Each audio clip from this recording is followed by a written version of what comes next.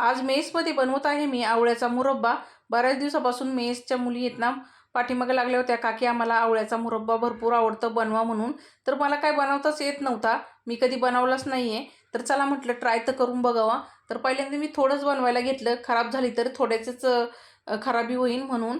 आणि जर चांगला झाला तर मग अजून आवळे आणून बनवणार आहे.